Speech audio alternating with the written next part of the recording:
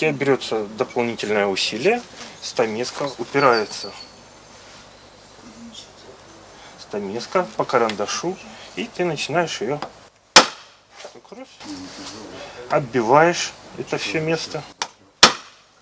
Переняли навыки мастерства. Сегодня волонтеры смогли узнать, как выполнять изделия из дерева и какие инструменты необходимы плотнику, а также попробовали применить новые навыки на практике и самостоятельно выполнить наличник.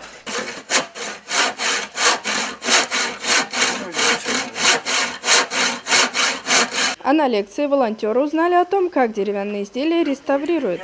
Руководитель реставрационного отдела в СМЗ Илья Руденко рассказал, материал этот восстановить очень сложно, он разрушается и от воды, и от воздуха, и от других факторов. Поэтому реставраторы по дереву очень ценятся. К слову, есть деревянные объекты для восстановления и на территории старинной усадьбы. Здесь очень интересные заполнения оконных проемов, деревянных проемов. Дверных проемов. И здесь внутри, если будет в дальнейшем реконструкция, внутренние интерьеры были наполнены панелями деревянными, декоративными, дубовыми, резными. Также волонтеры приняли участие и в благоустройстве территории усадьбы Храповицкого, убрали мусор и скошенную траву. Всего в проекте «Заповедная школа РГО» принимает участие 8 волонтеров.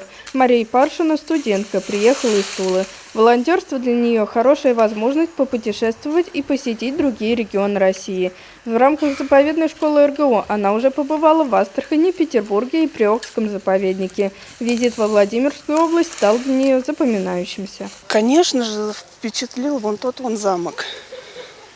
Потому что я впервые вижу, что где-то у нас в России такая архитектура, кто-то решил создать такое.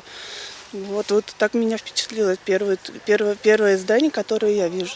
Напомню, в усадьбе Муромцева волонтеры работают с понедельника. Приехали они сюда в рамках проекта общественной организации «Русское географическое общество». В течение лета волонтеры из разных концов страны работают в национальных парках и заповедниках России, а также помогают приводить в порядок старинную усадьбу Храповицкого.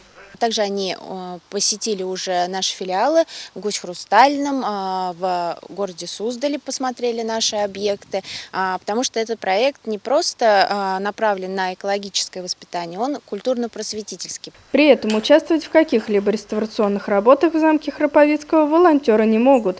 По закону для этого необходима специальная лицензия. Сейчас реставрационных работ в Муромцево не проводится. Усадьбе необходима масштабная реконструкция. Ее стоимость оценивается в несколько миллиардов рублей. Таких средств у Владимира Суздальского музея-заповедника нет. Все, что музейщики сейчас могут сделать своими силами, содержать территорию в порядке. К этому активно привлекают волонтеров, в том числе из Судогодского района. И такая работа уже дает свои плоды. Уже видны границы итальянского парка с каскадом прудов.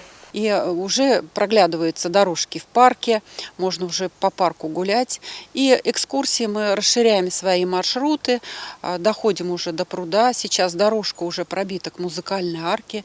И совсем скоро будет экскурсия со скандинавской ходьбой по дорожкам парка. А для восстановления одного из объектов Муромцева уже готов проект. Это музыкальный павильон, сейчас от него осталась только арка. Стоимость восстановления оценивается в 5 миллионов рублей. И сейчас Владимир Суздальский музей-заповедник в ожидании финансовой помощи, чтобы хотя бы одному объекту в Муромцево можно было вернуть первозданный вид. Анна Столярова, Алексей Кандалов, телеканал «Вариант».